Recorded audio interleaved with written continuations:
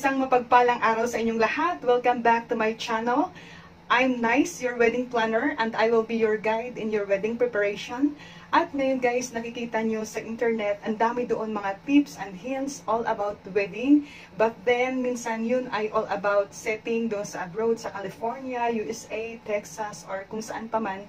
But this time guys, gusto kong mag-share sa inyo because of my passion. I want to share with you some tips or on how to prepare a wedding na naka-base dito sa Philippine setting.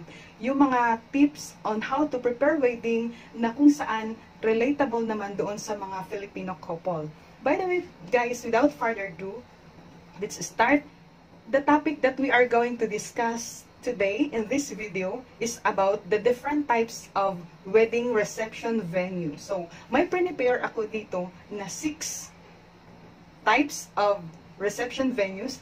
Tingnan natin kung makakatulong ito sa inyo. Right after the proposal, the next thing na iniisip natin ay kung anong klase ng wedding ang gusto ninyo, gusto ng couple. So, there are 6. Meron ako dito prepare na 6 types of wedding reception venues na pwede natin pagpilian at i-weigh natin. I will be giving also an example for the pros and cons of this venue or the types of wedding. So dito tayo, number 1, the first one is yung destination wedding. So when we say destination wedding, this is where the couple opt to have the wedding out of the country or out of town. Yung wedding na hindi ginaganap dito sa loob ng kanilang city.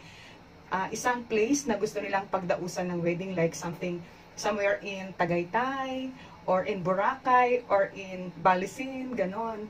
Yung place, yung venue na pinagdausan ng kasal ni Cheese Escudero and Heart, ganon, or sa Amang Polo, ganon. So, yun yung mga destination wedding at marami pang iba sa abroad like Paris or somewhere else.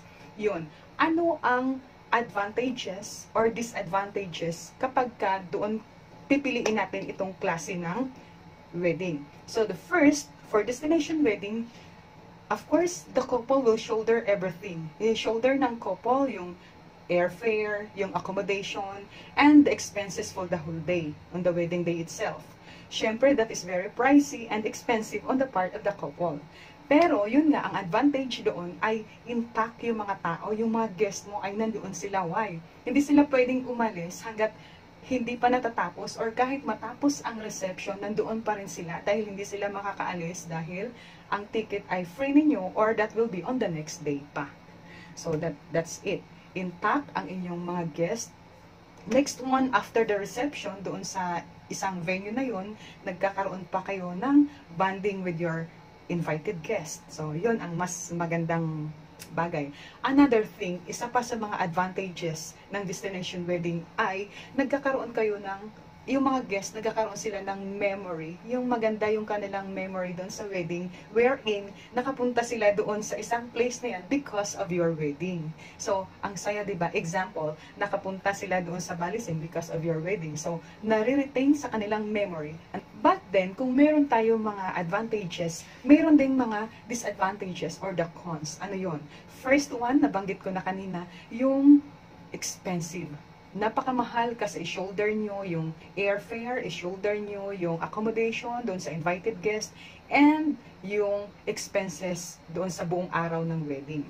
Another disadvantage kapag destination wedding is yung mga invited guest nyo, like for example, meron silang commitment or work or may mga maliliit na anak, hindi sila pwedeng makapunta doon. Alam nyo kung bakit?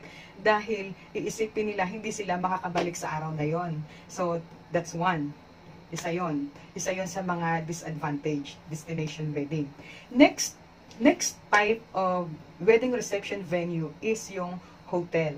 So, kapag ang couple ay nandito lang naman sa Manila, nandito lang naman sa city, ang dami-dami mga hotel dito sa city na pagpipilian. Yun nga lang, kapag sa hotel, syempre medyo expensive din. At isa sa mga advantage kapag ang pinili nyo is hotel venue, isang sa advantage doon ay kumpleto na. Ano ang mga nandoon na? Meron ng food, meron ng decorations, red carpet, styling, halos lahat nandoon na, depende sa package na i-avail nyo doon sa hotel na yon. So, isa pa sa mga advantage doon, lahat ng i-invite nyo kapag ka nandito lang naman sa city ang inyong mga guest, they can come. Makakapunta sila ng walang marami pang rason dahil dito lang naman, isang taxi lang, isang grab lang, isang biyahe lang, nandiyan na sila sa hotel. Pero ang disadvantage, may disadvantage din guys kapag ang venue ninyo na pinili ay sa hotel. Ano yon? Ang disadvantage doon ay panalo ka sa mga corkage. Anong tinatawag na corkage? Corkage is, halimbawa, magdadagdag ka ng isa pang item. Ang sabi ko kanina, yung hotel kompleto na, may food, may liquor na, meron ng drinks, meron ng decoration and everything. Pero kung gusto mo ng mas maganda pa or gusto mo pang magdagdag dahil may nag-gift sa'yo, may nagregalo sa inyo, like example, magdala ka pa ng additional lechon, magko-corkage po tayo doon. Magkano ang corkage, depende rin sa klase ng hotel. Minsan, sa isang lechon na ina-add mo, ang corkage doon is 1,500 or 2,500, depende. Gusto mo mag-add ng mga spotlights, that will be another corkage kasi papatak yun sa kuryente. Or magdag ng food, ng singer, ng kung ano pa mga additional na hindi na i-offer ng hotel, may corkage yun. Yun naman ay isa sa mga disadvantage kapag ang pinili niyo ay sa hotel.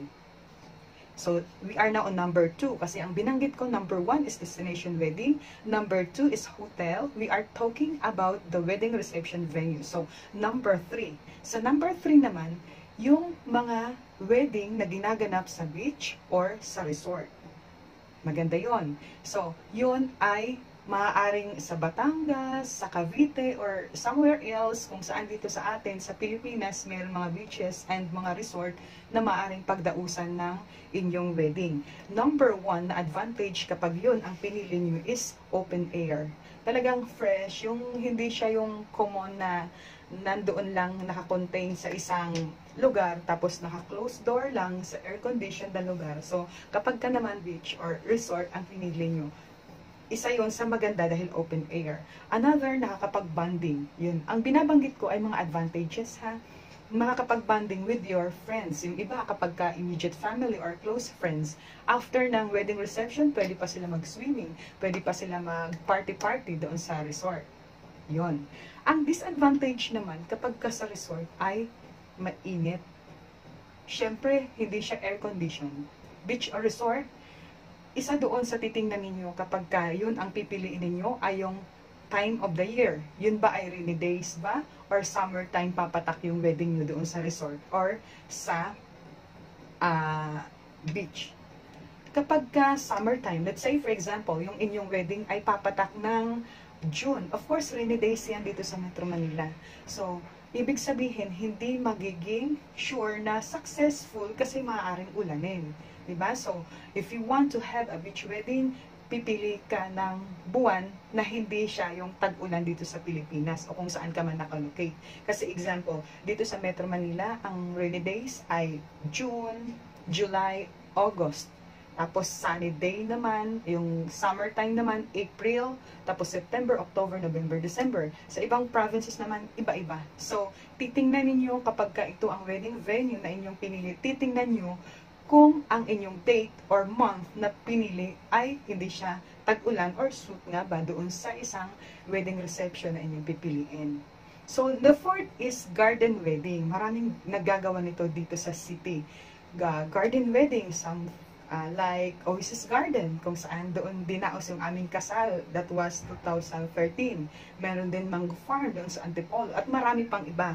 So, kapag garden wedding, same with the resort, open air lang din siya. Maganda, tapos nakakapag-bonding. Yun nga lang, ang pagkakaiba doon sa beach wedding and sa resort, at saka dito sa garden. Sa garden naman, it's all about green, yung surroundings, greenery, di ba? Meron din tayo sa Bulacan, mga ganun, yung close to nature. May mga couple na gusto nila, malapit sila sa nature. Kaya doon pinili nila yung garden wedding. Ito namang resort, kanina ang pinili, sinabi ko, number 3, yung sa resort and beach naman, it's more on water naman yon. So, kung mahilig ang mga guest nyo or mga loved ones nyo ng swimming yon, kapag sa greenery naman, ang pinili nyo itong garden. Pero pareho silang pag-iisipan nyo kung sunny day ba o rainy days ba papatak ang date ng inyong wedding. Kasi mahirap na. Umasa ka na maganda, well-planned na, pero hindi mo kinonsider yung panahon. So, sayang lang ang lahat ng preparation. Number 5, that is function hall or clubhouse. Ito naman, marami din dito nagdadaos ng kanilang wedding in a function hall. Depende rin ang range nito. Ito naman ay medyo affordable na siya kasi kung sa mga common na subdivision, nagre-range ang mga clubhouse nila ng 2,000 to 5,000. Yung rental in 4 to 5 hours wedding reception. Pero kung doon naman sa mga exclusive subdivision, mas mahal siya, nagre-range siya ng 15,000 to 20,000 ang rental. The same thing, 4 to 5 hours then for wedding reception. Like sa Brittany, malapit sa SM Fairview, before, at 2 years ago, that was 18,000, pero ngayon ay 20,000 na daw. So yun, kapag ka function hall, mas pipid siya ng konti, depende lang sa pipiliin yung saang subdivision, or in a clubhouse. Mas medyo mababa ng konti ang rental doon. Yun naman ang disadvantage kasi sa mga clubhouse naman, there are venue sa mga clubhouse or sa mga function hall na nasa second floor. Guys, huwag niyong pipiliin yun kapag ka ganun. Alam niyo kung bakit? Kapag ka ang isang venue ay nasa second floor, marami mga suppliers ang magdadagdag ng additional charge. Kasi nasa second floor, ibig sabihin that will be an additional effort ng kanilang mga manpower, ng kanilang mga helper. So kapag nasa second floor, marami talagang magpapadagdag as compared doon lang sa ground floor. So, mas piliin nyo yung ganon. So, that's all. We are now on number 5. And then, number 6, tinatawag ko itong home sweet home wedding. Alam nyo kung saan to? That's in your backyard or in your front yard. May mga couple na may mga malalawak na bakuran or malalawak na lupa dyan. So, they had to take advantage of it.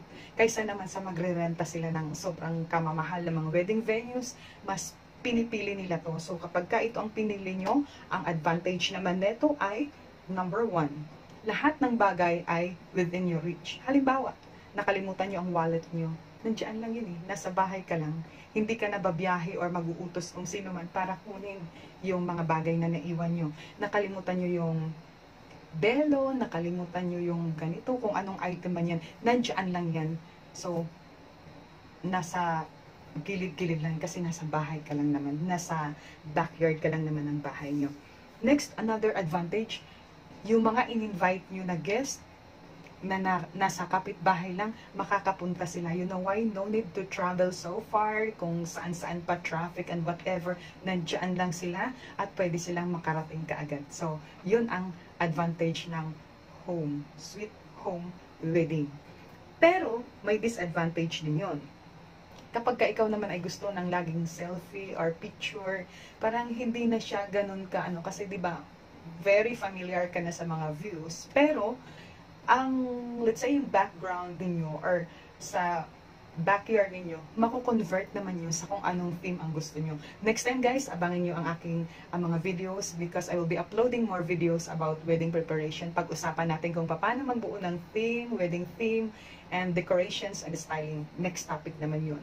For now, itong mga binanggit ko, destination wedding, hotel, beach and resort, garden wedding, function hall and clubhouse, backyard or front yard, yun yung mga wedding reception venues na pwede nating pagpilian. Make sure na kapag pinili natin yun, iisipin mo din, i-consider mo din yung date or month ng inyong wedding kasi baka sayang lang din ang preparation. Ang ganda-ganda na, pero nasira lang dahil umulan, dahil bumagyo. If ever naman, na-negotiable ang inyong wedding day. Let's say, for example, pumatak talaga siya ng May, tag-ulan, kagaya ng wedding namin. So, ang gagawin nyo, gagawa kayo ng plan B. Example, on our very own wedding, and that was 2013, May, doon sa Oasis Garden, I prepared to have a garden wedding, pero hindi siya naging garden wedding dahil sa ulan. Ang plan B namin is to have it in the pavilion. Meron din sila doon. Kaya doon ginanap yung reception, doon ginanap ang ceremony, pero at least hindi siya nasira dahil pinagplanuhan muna. In case na umulan, because ang date namin ay non-negotiable, rain or shine, tuloy sa ganong date, pero may plan B. Ganon din sa inyo guys. If ever hindi pwedeng ilipat dahil may choice kayong date na talagang yun ang gusto nyo, pag-iisipan ang plan B. I hope na nakatulong ang video ito guys. At sana sa inyong wedding preparation, i-enjoy nyo because in your wedding preparation, this is once in a lifetime. Minsan lang magplano ng wedding. Kaya I hope you will enjoy and I will be your guide in your wedding preparations. I will be uploading more videos about that. And watch out for my next video. Don't forget to subscribe to this channel because I will be uploading more videos about wedding. Hanggang dito na lang guys. See you on my next video. I hope na nakatulong ang video na to. At kung kayo ay may mga katanungan about sa mga wedding venues or mga wedding related questions, please drop your comment here at the comment box and I will make sure na masagot ang inyong mga katanungan. Thank you for watching guys and I hope you will subscribe and see you again on my next video. Bye!